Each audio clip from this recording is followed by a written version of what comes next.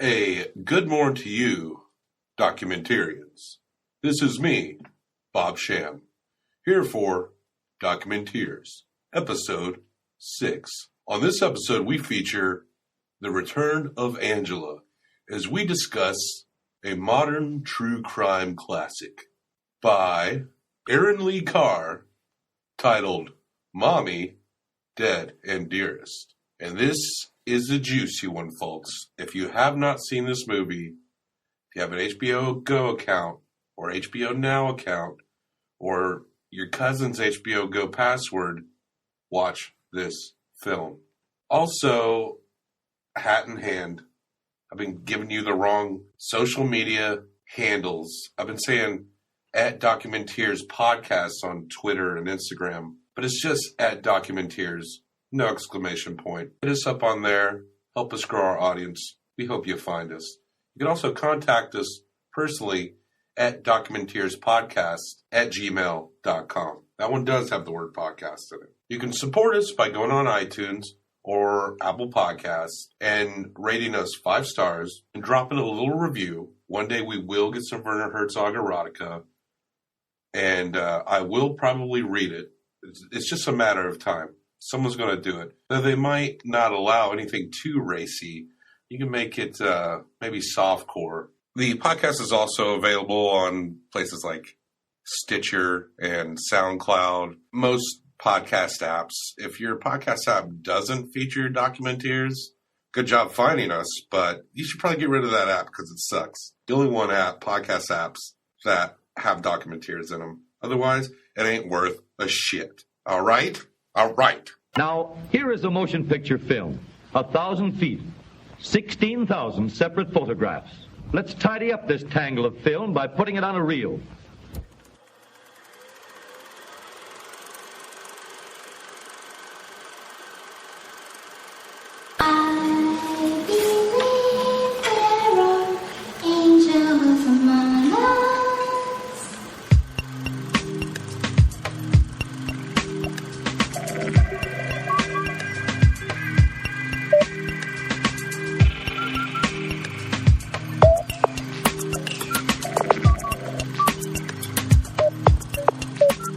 Mr. Gaddy's was every pizza. Like how every soda was Coke. That's associated as a Southern thing, but no. And I think it was a stereotype, but that's been gone for a long time. My babysitter did that. Like a Sprite was a Coke. And I remember, I was like kind of a smart alecky, like know-it-all kid. And so... Can't imagine. Right? I remember correcting my babysitter's children saying... Coke for everything. It's not Coke. Coke is a very specific thing. Literally got mad at Sonic for putting too much ice in my Diet Coke because I didn't get enough Diet Coke. We're real high class, folks. What's up, Doc? Hey, Docs. Docs with an X. Am I allowed to say that? Yeah, you can say Docs. what you like. I don't know how long I'm going to say that. Are you the king of the doc? King Doc? Get on your knee. No. Bend the knee for me. I'm sorry, no. You're all revved up because you're excited about the movie that we are going to be talking about. I really am. This movie is about a subject that we've known about for a long time. Around the time, not too far after it went down. Pretty much immediately. Yeah. And this story, well, it's like one of those Russian nesting dolls. Yes. You open one up and there's another one. And you open another one up, and it's another one. Peeling away the layers of an onion. Until you get to the tiny one with, it's basically a shirtless Vladimir Putin. He's got a nice body. I just want to throw that out there, right? No comment. You can't give a yay or nay on Vladimir Putin's body? I know what his face looks like. I don't know what his body looks like. I cannot speak to it. Like a barely older man who's trying too hard. That's my type. We're here to discuss HBO. This is our first HBO documentary. Sure is. Our last one, The Voyeur, that we did together, was more of like a soft true crime. This is straight up true crime. This is true crime plus. One of those true crime stories that just keeps giving. That's right. We were talking about the HBO original documentary, Mommy, Dead, and Dearest by Aaron Lee Carr. This documentary came out May of last year. Yes. 2017. We watched it as soon as it came out. We have been eagerly anticipating this documentary since we heard about this story. We actually had a conversation where we talked about how much we could not wait for the documentary to come out because, I mean, as you've mentioned, there's so much to this story that we just wanted to know all the details. And this is the story of Gypsy and Dee Dee Blanchard. Yes. And that's a typical everyday mother and daughter team, right? No. Did you see any of yourself in Gypsy or any of your mother and Dee Dee? I feel like that's a dangerous question. I'm going to say... I figure it's a softball question because the answer is no. The answer is no, but if you talk too long about this, you really get into sort of a cycle of, you really can get into a conversation about relationships where there's control and basically person who's being controlled. No, I do not see myself in Gypsy, but I do know how easy it is to get into a relationship where you're pretty much letting the other person take the wheel. Not Bobby. Bobby's excellent, but not my first relationship ever. And I have been in a relationship before where pretty much the other person called the shots. It's not a cool place to be. Right up the top of this documentary, you find out that Dee Dee Blanchard has been murdered. This is a movie about the murder of Dee Dee Blanchard. Yes. And what happened and why. June 15th, 2015, Wisconsin police have arrested a girl from Springfield, Missouri. Yes. And her boyfriend. Turns out this girl is named Gypsy Blanchard, and her mother is dead. When she hears this information from the detective, she's very confused. She almost immediately starts crying. She completely confused, acts as though she doesn't understand. We should say at this point, too, this girl looks to be about 14, 15 years old. Very ambiguously aged, young. Very, very short hair, very baggy clothes, looks pretty thin. She says in a high-pitched voice, "Why did Nick hurt her?" And then we meet Dee Dee. Well, we see some photos of Dee Dee. We see some photos of Dee Dee, including one where she's dead. I had forgotten how graphic some of these images are. So if you're very sensitive to that, take note if you haven't already seen it. But they show some stuff in this. Some very disturbing images of Dee Dee. And if you're a very sensitive person in general, you're probably not hanging on this podcast very much. That's very true. We see Dee Dee and Gypsy. She's in a wheelchair. 6 years earlier. At a cancer survivor benefit, Gypsy sings a song, super inspiring. I assume it's a Disney song? I did not recognize it. I don't know some of the newer Disney stuff, but again, this was 6 years prior to 2015. So I have no idea. I didn't recognize it. In my memory, it's vaguely religious, but I could be wrong about that as well. Gypsy stops singing and Dee Dee says, "You're the reason I was born to be a mama." That's so sweet. It is so sweet. Dee Dee's so nice. She seems to be. Now, this movie's going to posit that someone may not be a good person. And I say, keep an open mind, people. And they might not be as bad as you think they are. She was doing the best she could, all right? Because, look, on top of Gypsy having all these health problems, there were Katrina survivors that moved to the Ozarks in Springfield, Missouri. Well, that's definitely what they told people. And Dee Dee was treating Gypsy for several conditions, including leukemia, seizures, muscular dystrophy.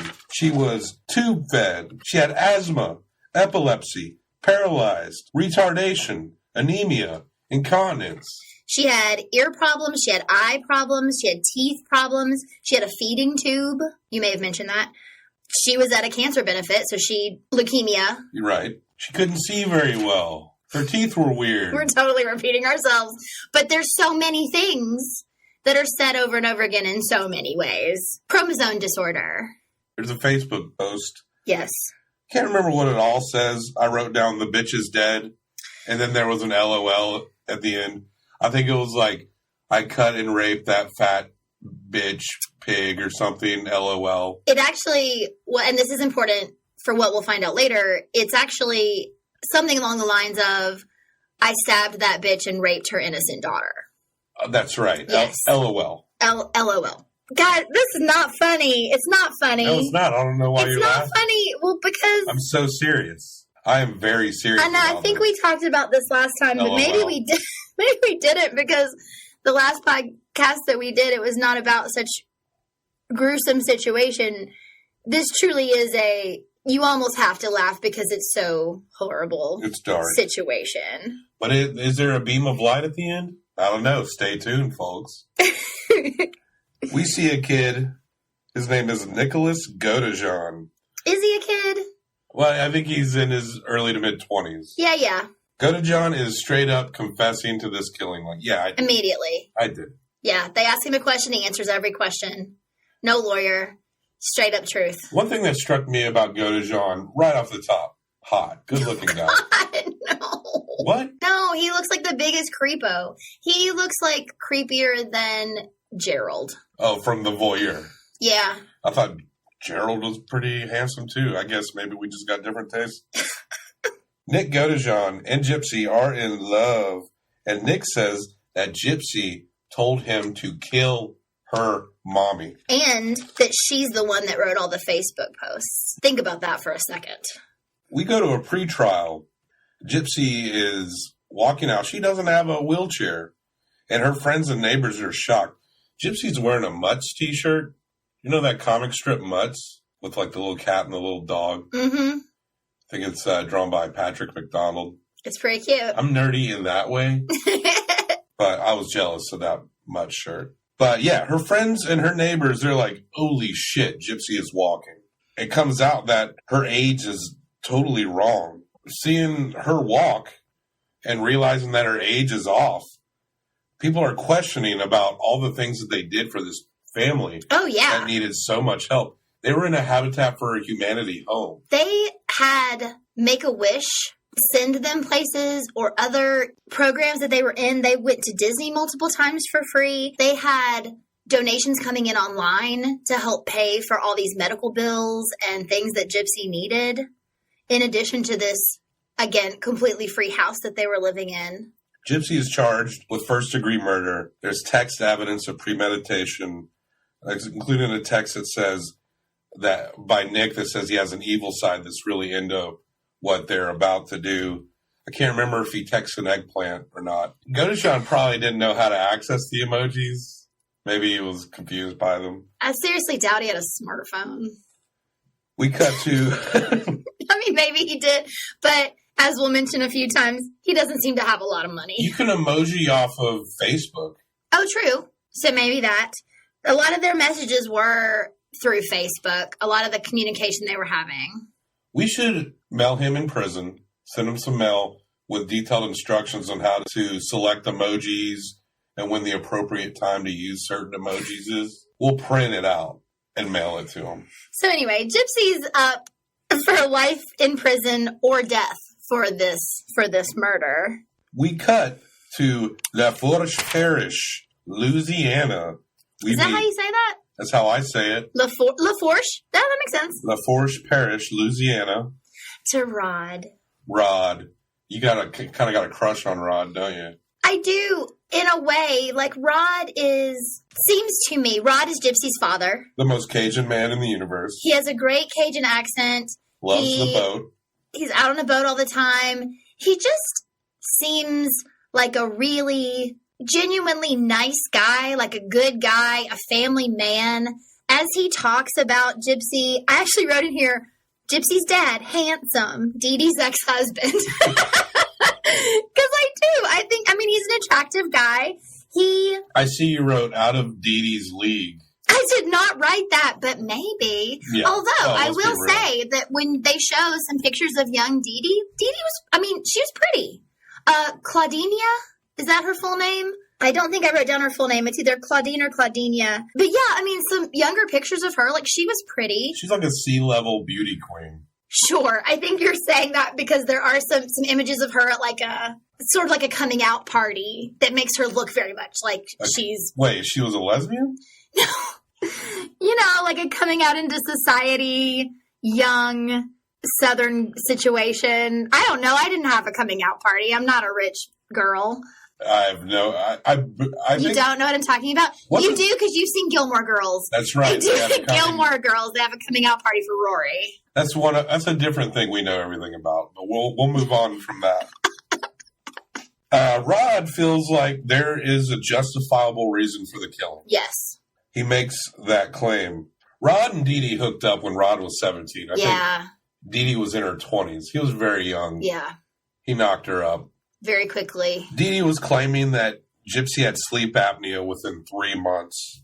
It's straight out of birth, saying that Gypsy has a ton of health issues. And Rod, he's just a Louisiana good old boy who wants to get out on his boat and cook some fish. He's like, well, you would know better than I would. Dee Dee had a history of caring for her mother. I want to say somewhere along the way, I heard that she may have even been some sort of nurse's aide at some point. She had things that she could call upon to make herself sound as though she were an expert. She told Rod that, according to doctors, that Gypsy was not going to live to be 20.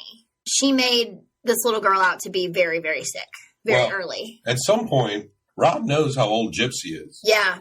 So on the 18th birthday, I think he says he calls her, he goes over. And it's like, hey, it's Gypsy's 18th birthday. I want to say happy birthday. Wish her happy birthday, yeah. And Dee Dee is like, don't tell her she's 18. She thinks she's 50. He was confused by that. But again, he thought, well, my daughter is suffering from retardation. Probably been telling people that his whole life. That I think Dee Dee told him she was 5 years behind where she should be. So if she was 18, he was under the impression that she was working at like a 13-year-old capacity. He went along with it. He didn't want to upset his daughter. Now, there's a video. Oh, God.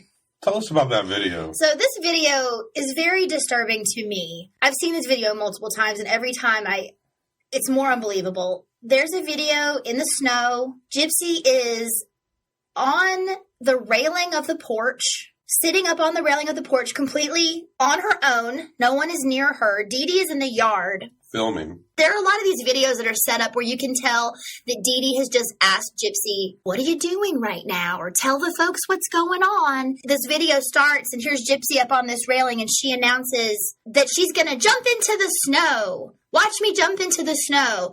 And then she completely on her own, this little girl who is supposed to be either suffering from MS or paralyzed from the waist down, depending on who you're talking to, propels herself off of this railing, barely even using her hands, falls onto the ground, onto her feet, and then falls to the ground. It's about a 5-foot drop. Yeah, there's no way that if she were truly paralyzed, that she, first of all, should have been able to do that, could have landed in that way. Her legs were moving around. Like, I don't know that much about muscular dystrophy. I'm not going to pretend that I do. But if she had these issues, she wouldn't have had the muscle mass to be able to land on her legs like that without seriously hurting herself. She'd be falling straight on bone. It would be completely irresponsible for her mother to let her do that. Now, let me just look at this through Dee Dee's eyes real quick. Yeah, she jumped off that porch and onto the snow. And yeah, it seemed like her legs should be atrophied, like no muscle mass. Dee Dee told me that Gypsy has fat leg. It looks like regular muscle legs, but it's just fat. Maybe she had fat leg. Oh, Bob. Did you fucking think of that? I sure didn't. There's multiple med machines for feeding and breathing, and Dee Dee had full control. This tube, she's eating liquids through a tube. Dee Dee could put anything she wanted into these machines. Yeah, this is actually from an interview that Gypsy is doing with the director at this point. So she's actually from prison doing this interview with the director, and she has told her, I'm going to be honest for the first time, and she starts talking about how she had no idea what her mother could have been putting into this tube because she could put things into this tube when she was asleep. This is her life from before she can even remember. Her first memory is getting the feeding tube. That's the first thing she remembers. I believe she was around 3 years old when she got her feeding tube. 100 times between 2005 and 2014, they went to the hospital. Ugh. Dee Dee always did the talking. told Gypsy not to move her legs because with fatty leg, you don't want to move your legs around too much. She also made her carry a doll. She told her to stay calm and she had to stay in her chair. Gypsy believed her mother. She had no other person in her life telling her anything else. She was going to the doctor. The doctor was doing all these procedures. The only thing Gypsy knew to be a fact was that she could walk. She knew she didn't need to be in that chair. But everything else, I mean, this little girl was suffering from things because she was on medication. I mean, her teeth were falling out. Doctors interviewed in this film are both confused and amazed by what Dee Dee is pulling off here. There's they go see a doctor named Dr. Flasterstein. He underlines that Dee Dee's history is way off. Gypsy's leg muscles are normal. I wonder if he did any tests for fat leg. Doc says Gypsy doesn't have muscular dystrophy. And he mentions in a report, it just goes into a file, but he mentions Munchausen by proxy. I've really felt that there was a sense of regret with him when he was doing this interview. He did consider reporting this. He put it in the report, but he didn't feel that he could go further than that because there's this real issue in the medical community where you can report neglect, but it's really difficult to get someone to listen when you're trying to report over attention. Opposite thing. It's, Gypsy was over cared for. She was more than cared for. And a lot of times if you try to say that someone has Munchausen by proxy, it's not really believed because they can put all these other things up in front of you that say, oh, but here's all these doctor notes and here's all these issues that are real. And Dee Dee, is pulling reports, old reports. Oh, yeah. And she saw that. She did. And there was a note. I don't know how long it was before she went back, but shortly after they saw that doctor and he put that in that note, she did not take her daughter back to that hospital again for years because she didn't want anybody else to see that note. Now, they interview Dee Dee's nephew, Bobby Petra, or Peter. It's spelled P-I-T-R-E. He's cool. It seems like everybody in this family is cool but Dee Dee. Oh, yeah. And he says that Dee Dee is evil. He straight up says it. And Bobby also claims that Dee Dee was poisoning their stepmom. Dee Dee's father says that Dee Dee was an okay kid. He pretty much got her what he wanted. And he said that with some regret. Dee Dee was running up credit cards. She had bad check problems. Oh, yeah. And they do think that she was trying to poison the stepmom, but the stepmom is fine. Yeah, Laura Petrie is her name. And she was sick, I think, for something like 6 months. I don't know if Dee Dee was living with them. I don't know how she accomplished that. But yeah, they definitely fully believe that she was trying to poison her. They say that Dee Dee's mother was similar. She was a klepto and stole $4,000 from her grandma. My favorite thing that they mentioned about Dee Dee's mother is that she stole people's clothes from the laundromat. And this is when they're talking to, Dee Dee's dad and Dee Dee's stepmom, Laura, and they talk about how Dee Dee kind of went off the deep end after her mom died and how they actually believe that Dee Dee may have starved her own mother to death. There's that theory amongst more than a few family members. When Dee Dee said that her mother was dead, the family thought she was lying because that's how problematic Dee Dee was. They also later thought that it was a lie when Dee Dee was dead. Nephew Bobby presumes, much like Gypsy's father, that Gypsy was justified if there was any involvement of her in this murder. Oh, absolutely. And Laura actually said, yeah, she got what she deserved. Dee Dee was cremated. Yeah. And they ask what to do with the ashes, and her sister says flush them. And the rest of the family, including her own father, close relatives and distant relatives, all agree to flush the fucking ashes. Yep. Nobody wanted her. No one wanted her. You got to be a real fucking piece of work for your whole family to not care at all about what happens to you when you die. I mean, there's some relatives I don't get along with very well at all, but I'm not going to flush their fucking ashes down the toilet. Right, no. I probably wouldn't get their ashes. Probably hand them to someone else. Prosecutors dropped the death penalty on Gypsy because there's some deep shit going on here. Yeah, when they show her in court, when they say this, her hair has started to grow. She just looks healthy. Every single time you see Gypsy, as this process progresses, as she goes to these different court appointments, the farther she's out of this situation, the longer she's away from her mother, she looks healthier and healthier and healthier. The only thing I even noticed the whole time is that she wears glasses, but like so does everybody. Gypsy connects when she grows up with her mother. Gypsy connects a lot to Disney characters. Yes. And I would argue that this princess romanticized thing is getting old. I think it's a problem in society. But that's for our other podcast, Bobby Bitches. But she's really connected to Tangled, which is the Rapunzel story about. Yes. I think they call her mother in the story, but I don't think she's really the mother. I don't know the name. I think it's Mother something. I actually haven't seen it. Not Tangled, but I know the story. And she does compare that to being kidnapped and then held up in this tower away from the rest of the world, and doesn't think she'll ever be able to get out until this mother figure who has stolen her and is hiding her up here falls out of a window and dies. And then she's free. Gypsy couldn't talk about personal things to family and friends. Dee Dee was always there. She filtered everything. She interjected conversationally in everything. As Gypsy was getting older, Gypsy would say that Dee Dee would slap her and hit her with a coat hanger. Dee Dee is the Michael Jordan of manipulators. There are so many videos where you can see clearly Dee Dee is holding Gypsy's hand all of the time. Gypsy talks about if she said something wrong, if she told something she wasn't supposed to, if she talked too much, Dee Dee would just squeeze her little hand, and she knew she needed to shut up. So Gypsy's getting older. Yeah, feeling sort of desperate. She's becoming an adult. At the time of Dee Dee's death, she is an adult. Yeah. Legally. Hormones are going. She's a teenage girl. And you add this repression, this prison that her mother has allegedly put her in. Yes, allegedly. Actually, I think it's pretty much proven that. Look, no one's arguing for Dee Dee. They flushed her damn ashes down the toilet.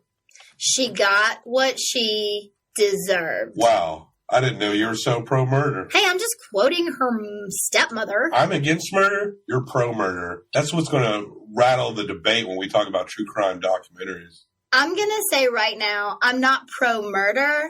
I am pro-self-defense.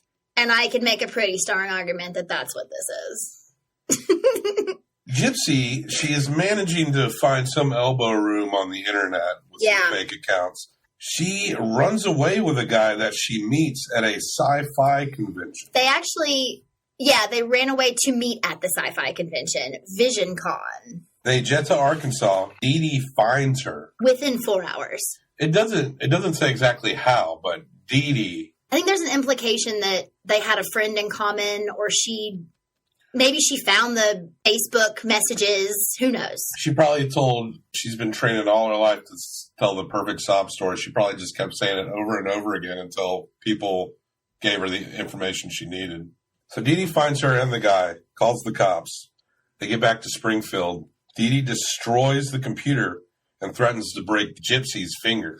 Yeah, she actually smashed the computer and the cell phone with a hammer and said she was going to smash her fingers with a hammer if she did it again. She handcuffs her to a bed. Handcuffs her and apparently puts a dog leash on the handcuffs. I think it's so that she can only go a few feet from the bed. Dee Dee then convinces a lawyer. She has her declared incompetent, basically. Social workers show. I wonder who called the social workers, because the family knows that Dee Dee's fucked up. Yeah, well, the family knows Dee Dee's fucked up. I mean, the friend who Dee Dee went and found her at his house could have called. Gypsy could have called. Anybody could have called. The police came at one point. Social workers came at one point. But this isn't Dee Dee's first rodeo at the Munchausen's Corral. She manipulates the social workers perfectly. Yep. Rod asks questions throughout the years, but Dee Dee always has an answer. She told people later that they moved more north because they were Hurricane Katrina survivors, and that's why they didn't have any paperwork from doctors. But truly, she was moving farther and farther away from Rod. The more questions he asked, the farther she moved away from him and the rest of her family, because she didn't want to be found out. And also moving away from other doctors who asked too many questions. Sure. She would also drive far distances to take Gypsy to the doctor. Eventually, Gypsy meets a bohunk man, Nicholas Godejean, on a Christian dating site. Free Christian dating site, yep. At least they were in it for Christ, you know? She called him her Prince Charming. Nick is head over heels. He's got his own issues. His stepdad says he ain't social. His mom is interviewed at this point by the police. Says that he's on the autism spectrum and he's been diagnosed with Asperger's. And though he's in his 20s, in his head, he's only 15 or 16 years old. Gypsy's warned by an ex. What does the ex warn Gypsy about again? The ex warns her that Nick thinks he's a vampire and he's into S&M. We don't know that he's not a vampire. Okay. Nick does like BDSM. He does. Gypsy goes along with it. He's also really good at making Facebook posts that are disgusting. He really is. Apparently, Nick had some legal troubles beforehand. He got busted for masturbating at a McDonald's for 9 hours. 9 Fondling and masturbating and watching porn on a laptop. hours. Now, 2 hours, that's Springfield, Missouri. Nothing to see here. But 9 hours? That's like 2 hours too long. No hours should be spent masturbating in any McDonald's in any city ever. You're more of a Hardee's. Masturbate at home. Oh, wait, I'm sorry. He was doing it for the Wi-Fi. Look, when you get in that free Wi-Fi for hours. Jeez Louise. Nick talks about how he has multiple personalities, and he at some point tells Gypsy that he tells her that he has these multiple personalities and says that he'd really love it if each of his personalities had a girlfriend. So Gypsy makes up different personas for Nick's different personalities, which is all basically on her side role play. And these characters are Miss Kitty, innocent little girl, Candy, who's sort of the sex pot. There are pictures of these different characters. Oh, don't forget Ruby. I'm getting to Ruby, but I just wanted to explain the oddness of, like, Miss Kitty looks like a little girl. Sure, it'd be easy for Gypsy to dress up like a little girl because she's got a bunch of little girl stuff. Candy, in the photos we saw, is wearing a hot pink bikini. Don't know where Gypsy got a bikini from. Ruby is She's sassy. She's sassy. She's redhead. She's out to conquer the world. Likes knives. Ruby likes knives. There's pictures of... You can go online and see pictures of Gypsy in her Ruby party wig. The first time I Googled Gypsy, that's one of the first images that came up. Like, after I heard about this story, it was her in the wheelchair with Dee Dee, and then immediately Knife Ruby licking. with the knife. Licking a knife. Ugh. What are your thoughts on knife licking? No. Okay. Fine. The other thing is, I don't know how they were having this online relationship and her mom wasn't finding out. The only thing I can imagine is that at this point, Dee Dee thought she had Gypsy under control again. And she thought she'd scared Gypsy enough that Gypsy wouldn't do this. Well, you know, Gypsy, she's learned one mode of survival her whole life, and Right. that's manipulation. So she had to have been, whether consciously or unconsciously, having to manipulate also her mother to get any bit of elbow room between her and her mom. Oh, for sure. There's an added bit to this that I heard in an interview with the director. Just thinking about this situation, I know you're talking about her manipulating her mother and sort of like finding these tiny pockets of time probably where she could communicate. Gypsy slept in the bed with Dee Dee every single night of her life. So Dee Dee thought she had 100% control of this girl. The only thing I can imagine is that Gypsy was waiting until Dee Dee fell asleep and getting up and having this nightlife where she's all these different characters and doing all this role play with Nick. Now, Nick and Gypsy concoct a plan. Yes. They're going to meet at a movie theater for the first time. And I'm laughing because this is weird, but it's kind of funny. Nicholas says that when he first encounters Gypsy, I guess she's away from her mom for a second, going to the bathroom. And Nicholas says that Gypsy grabs him, drags him into the boys' bathroom, and they have sex.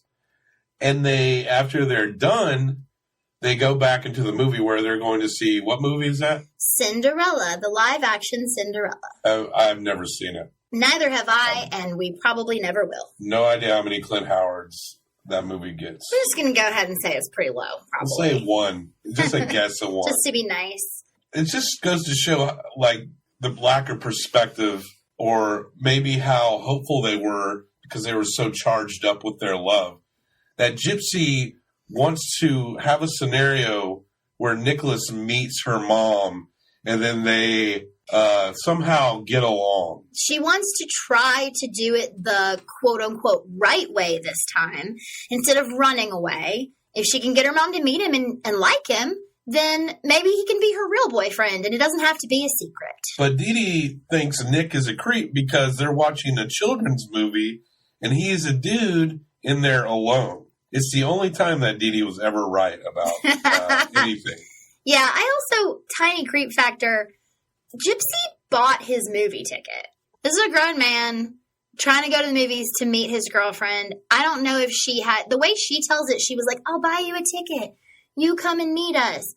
I don't know if he didn't have any money, if he wasn't necessarily into it, if this was her way of like talking him into trying to do it this way. Now, Dee Dee's been hoarding money because Rod is paying child support, and there are people that are helping them all the time. That's kind of true. That's a big reason why I think Dee Dee is doing it, because it's essentially their income is charity. That's true. But why would Gypsy have money? Yeah, why would she have access to it? And how would she get away from her mom to buy this ticket? Unless she bought it online. But again, it's not like she has a debit card. She could be stealing Dee Dee's information. Who knows? We don't know about that. I just thought it was a weird side note. Well, this harebrained adolescent plan does not work out. No way. They start rolling towards what they call, Gypsy and Nicholas, Plan B. And Gypsy texts to Nicholas Godejohn that the kill kit is by the door. Yeah, she says to him that she texts him and says, I'm in, hun. I'm like something like 100,000% in, ready to do this thing. So again, she buys a bus ticket for him to come down a second time to see her and tells him, I left the gloves and the knife, and be careful when you open the screen door. This was premeditated. That night, before the act occurred, Dee Dee and Gypsy painted each other's nails. Aww, and then she messaged Nick and said, I'm ready for you. I even have pretty pink fingernails. Dee Dee, well, she eventually goes to sleep, but Gypsy said that she and Dee Dee had been arguing that night. Yeah, I think they've been arguing a lot. And that Dee Dee's last words to Gypsy, don't hurt me. That's interesting. Now, I assume Dee Dee said that because she wants to guilt Gypsy. Oh, straight up. Because I'm sure Gypsy is arguing on behalf of her well-earned independence. Mm-hmm. Even if she did get away, she would go into the arms of a fucking sex maniac. But it's kind of fun to think that maybe because Dee Dee saw that Gypsy was trying to separate more and more each day, maybe in the back of her head, she knew that karma was going to come crashing down on her head. Yeah, maybe she subconsciously picked up on this anger and aggression. So Nick got there and he texted Gypsy that he was there, and she went and hid in the bathroom so that she was not present while it happened. Nicholas, this is according to Gypsy, stabs Dee Dee. And Gypsy says that she hears Dee Dee calling out her name and screaming and yelling, help me. Mm-hmm. And we see more dead body pics of Dee Dee, and it's more brutal than when we saw it the first time. It's very disturbing. Gypsy says that Nick wanted to rape her mom's corpse, but Gypsy said that she got him to rape her instead. Yeah, I don't know if he wanted to rape her corpse, but I know they had talked about that as part of the process, is that he wanted to rape and kill her. I don't know if it was rape and kill or kill and rape. But yeah, Gypsy said, no, don't rape my mom, rape me. Now, in an interview with the detective asked Nick if he had sexual contact with Dee Dee after she was dead. And asked him in like 20 different ways, very specifically. Nick says that he doesn't like necrophilia. Seems like necrophilia is kind of a big word for Nick. This is word of the day. You can tell he studied that word. Yeah. But then he says that he thought about it. Now, I mean, as far as the corpse fucking rape thing, that's kind of Gypsy's word against his. We have evidence of a murder and premeditation to that murder, but not so much of that. But then he said, after he said he doesn't like necrophilia, he says he thought about it. Have you ever thought about necrophilia? No. All right. Nick seems stupidly believable to me. Like, he's just so dumb. I don't think that he has the capacity to make up lies about this. I believe what he's saying is at least his perception of what happened. I don't think he's trying to deceive anybody. I don't think he has the capacity to make something up in this case. He is straight up, I loved her. She needed me to save her. This is what I did. Remember when Bugs Bunny, he would encounter Elmer Fudd and they would have an argument? Elmer Fudd would say something like, I'm going to shoot you right now. Mm-hmm. And Bugs Bunny goes, no, you're not. And then Elmer Fudd would say, yes, I am. And then Bugs Bunny would say, no, you're not. And then Elmer Fudd would say, yes, I am. And then Bugs Bunny would say, yes, I am. And then Elmer Fudd would say, no, I'm not. And then he'd throw his gun down and run away. Yep. I feel like you could trick Nicholas Godejohn with that. I wonder if any detective ever uses that tactic when interviewing criminals. Now, they're in a hotel after the murder. They've taken off. We see some camera footage from inside the hotel room. Yeah, Nick's like eating a brownie or something. It's a little too relaxed for my comfort. Giggling, a lot of giggling. Gypsy's holding the camera and says something that made me barf up in my mouth a little bit. And then I had to choke it back down. But she says, here's Nicholas eating a brownie. But later, he will be eating me. Too much. She does, talking about this, she says that she loves him so much and she was so excited. And they, the next day, hop on a Greyhound to Wisconsin and go to his mother and stepfather's house. She said she finally felt free, like she'd been let out of a cage. I bet. Nick's stepdad notices the wig. It's weird. But you know who else is weird? His stepson. Yeah, his mom's name is Stephanie Goldhammer. She actually mentions, I guess the backstory that they gave his family was that Gypsy didn't have family, that she'd been in like a homeless shelter before he went down there to get her and bring her back so they could make this life together. Packages start coming to the house. $5,000 in cash and the murder weapon. You couldn't carry the murder weapon and ditch it between fucking Missouri and there just seemed like so much better idea than the mail the murder weapon with money. Yeah, I couldn't help think when they're interviewing his mom and they're telling his mom these things, she didn't know what was in that package. She remembers a package arriving or the stepdad did. They remembered the package arriving. They didn't know what was in it. You also have to think about these people who, to be completely honest, probably don't have very high expectations for this kid, right? They just want Nick to probably stay out of trouble, right? And then he meets this girl who, she wears weird wigs, but seems like a polite, nice girl. And then all of a sudden they find out that they've murdered her mother. These people are shocked. Like, they can't believe that this is happening. Once Nick finished a Goosebumps book and the whole family was really excited. Oh, my God. Now, they get arrested. So what happens when you mail knives to where you're taken to?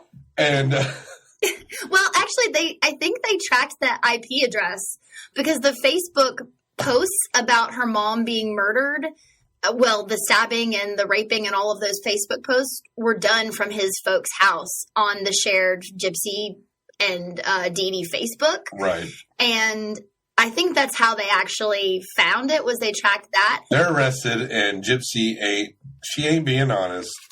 A doctor who's being interviewed for the film notes that victims of Munchausen's bride proxy tend to have a very limited capacity for reality. Gypsy is already prone to Disney fantasies. She's now a young woman. She's really in love with her maniac boyfriend. She has no normal. She doesn't know what normal even remotely looks like.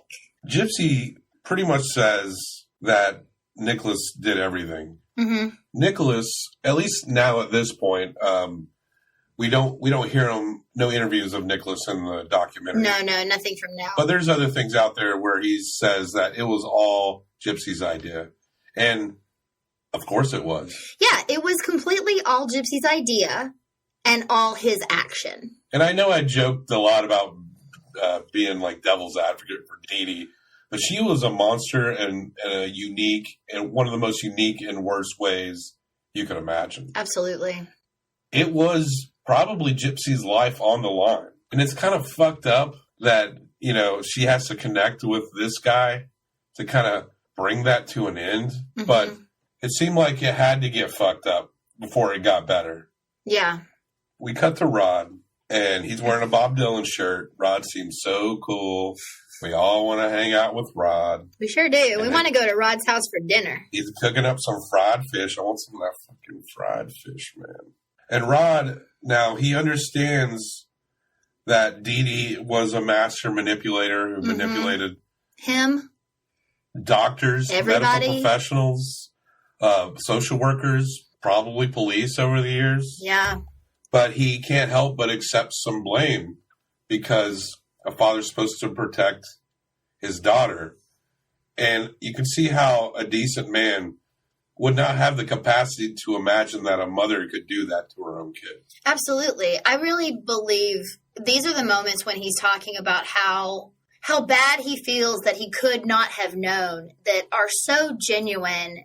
This is why I like this man so much, because I really truly believe that if he hadn't even an idea for a second, he would have fought for her.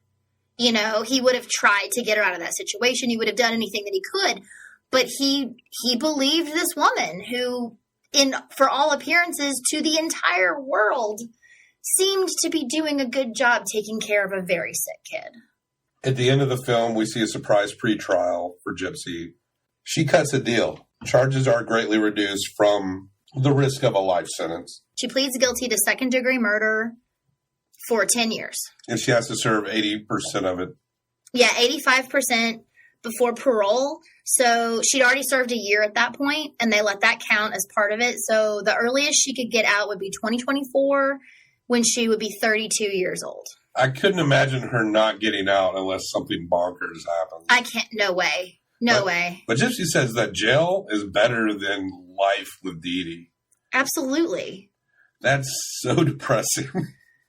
I mean, it's depressing, but think about it. She, for the first time, can be herself or figure out what that even is. It's got to be so hard.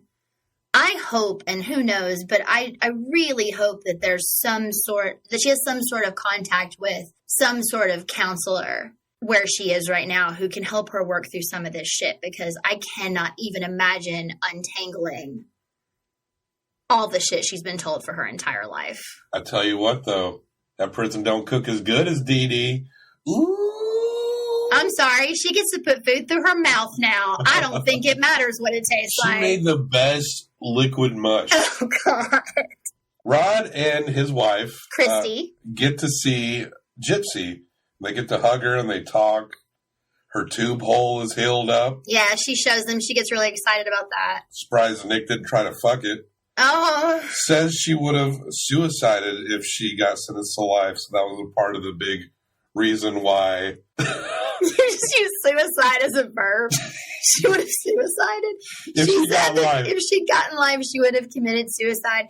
Her dad was basically saying he sort of had wished that she'd gone to trial because he really wanted her to get nothing. And I really, truly believe that if she had gone to a jury trial, that she would have been let go. True. But I also completely understand that she was scared to death this was an out, and it allowed her to not relive this. She didn't want to go to trial. She didn't want to have to sit there and listen to all this again and look at those photos and have it all rehashed. But the risk was there. That prosecutor is going to be leaning hard on all those texts and that Facebook posts.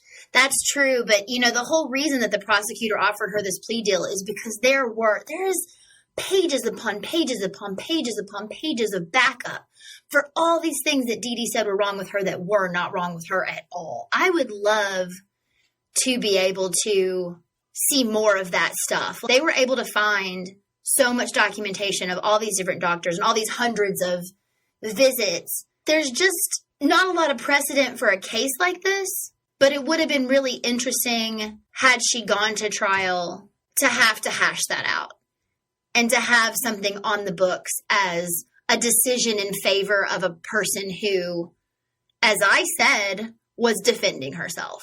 But she's locked up for at least 8 years, and Rod will always blame himself a little bit, but Gypsy makes it a point to tell her father that she does not blame him.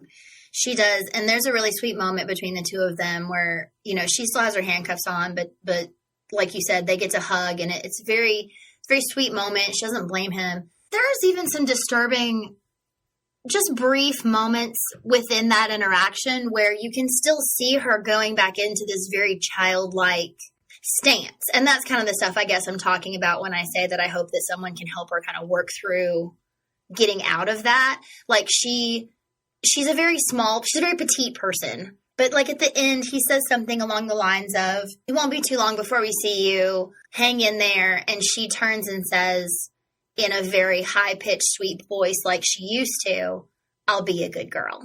Yeah. And it just made me, it wasn't creepy, but it made me feel for her in a way that I was like, gosh, I wish she didn't go to that place anymore. It shows that she's probably damaged. Yeah. What do you think is say Gypsy gets out, she gets paroled. What's the worst possible thing that she could do when she gets out? Get back with Nick?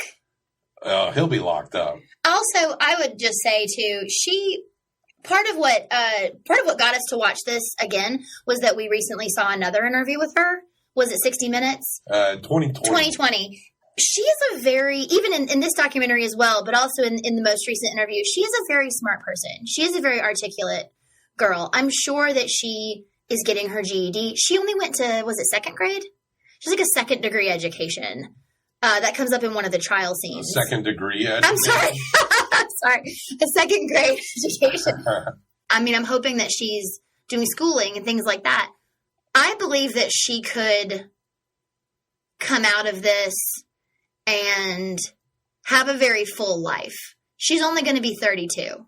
She could have kids still. I mean, from everything we've been told, at least so far, she doesn't have any issues at all. She's got, I think, caps and fake teeth and things because her teeth did fall out. She wears glasses. But as far as I know, there's not anything physically wrong with her that would impede her from living a full, long life.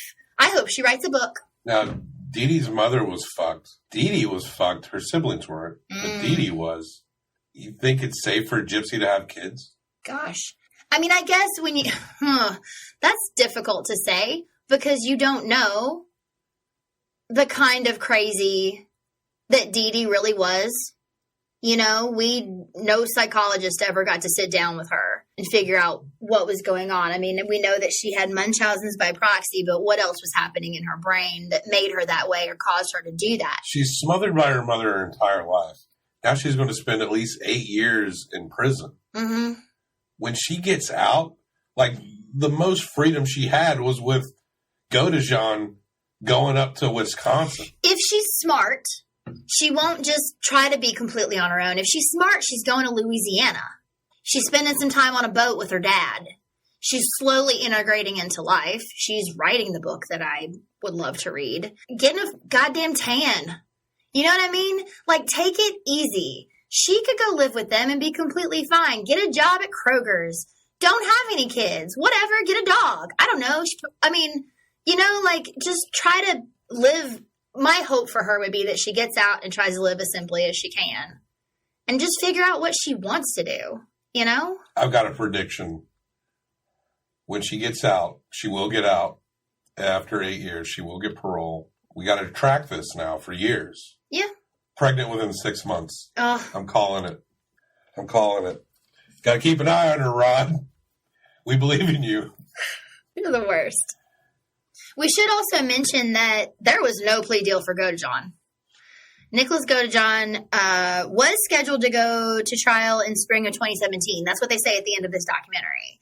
He has yet to go to trial as we sit here in the beginning of 2018. He's not gone to trial yet. I'm interested to watch how that plays out as well.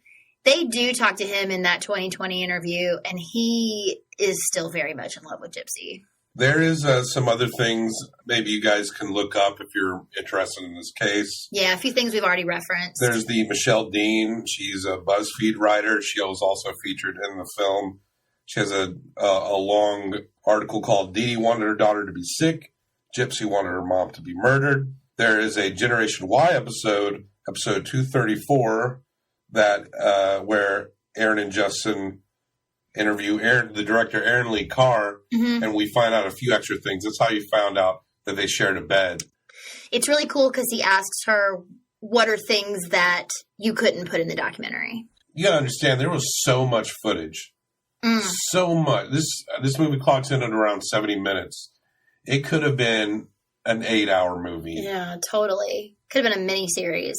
Most recently, and what kind of like inspired us to go back to this movie was as you mentioned before, the 2020 special titled The Story of Gypsy Blanchard.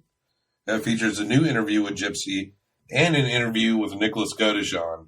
But he just says it was all Gypsy's idea and that he just stabbed. That's all. Yeah. But get this, one of the earliest discussions of this case that was not printed or newscasted was a Sword and Scale episode. That's a true crime podcast.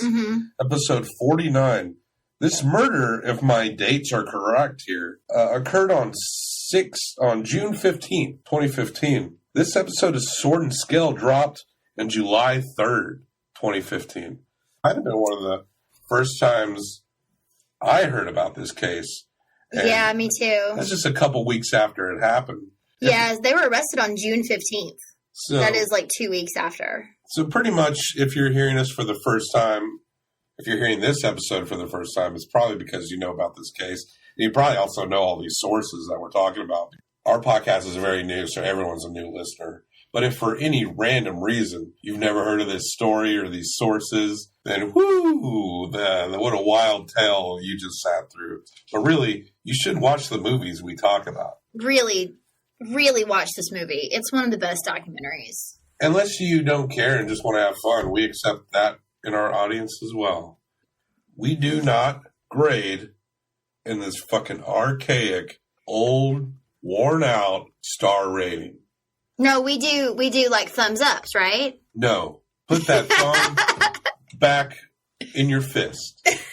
What we do around here, get this. Instead of 1 through 5 stars, 1 through 5 Herzogs. Named after the official demigod of Documenteers, Werner Herzog. Picture his floating head. It's cute. I give it my 1 through 5. You give it your 1 through 5. Yep. We combine them. It's like a 2-man democracy. Then we add that up, however many out of 10 Herzogs. Usually when I say something is a 5 Herzog movie, then this is a movie where I'm going up to everyone and I'm saying, you've got to see this movie. Yep. You've got to see this movie. And I did do this for that movie, but I was doing it even before the movie came out because I knew this is a story that would just sell itself. And if you hadn't heard of it, you'd be like, what the fuck? And so I was coming in so hot and I had to kind of calm myself down because I know this story very well. Yeah. Before the documentary ever came out. Am I just into this because I'm into this story? So I'm trying to kind of punch holes in the documentary.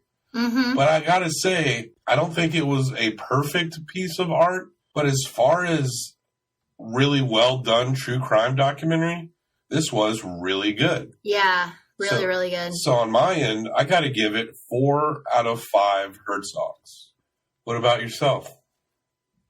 I was telling people to watch this documentary. I was telling people about this story in the entire time leading up to the documentary.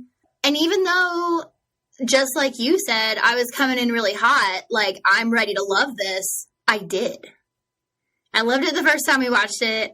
I loved watching it now. I know love is like a weird way to say this, but I think it's because there's so many layers to it, because there's so much going on. It's such an interesting story. It's so unlike all these other true crime stories that we are always consuming. It's so unique that it's probably my favorite true crime documentary that I've ever seen, and one of my favorite documentaries. Wow. Again, are you going where I think you're going with this? I don't know, because I've been really thinking about this all day, trying to punch holes in it. Just like you said, literally the only problem that I have with this documentary is that I wish it were longer. I wish there were more things. I wish that all the stuff that the director could not put in, she just put it in. I'd watch 3 hours of this. I want to see all of it. I want to see all the interviews. I want to know every little thing about everything. It's a great director, edited very well. The story is really good. I'm giving Mommy, Dead, and Dearest 5 Herzogs. Oh my God. We have our first 5 Herzog rating.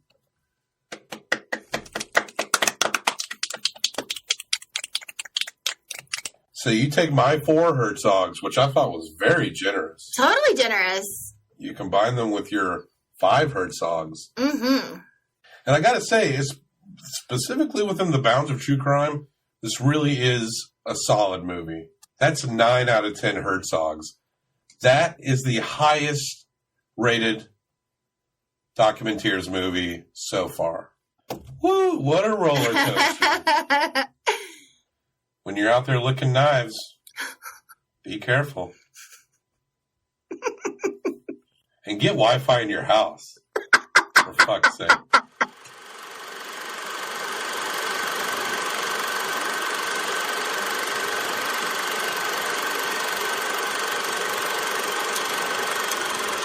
No hours should be spent masturbating in any McDonald's in any city ever.